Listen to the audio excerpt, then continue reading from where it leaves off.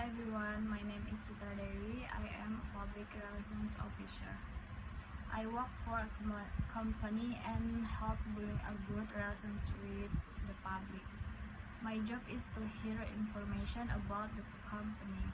I write simple news, answer questions, and help people understand our project and service.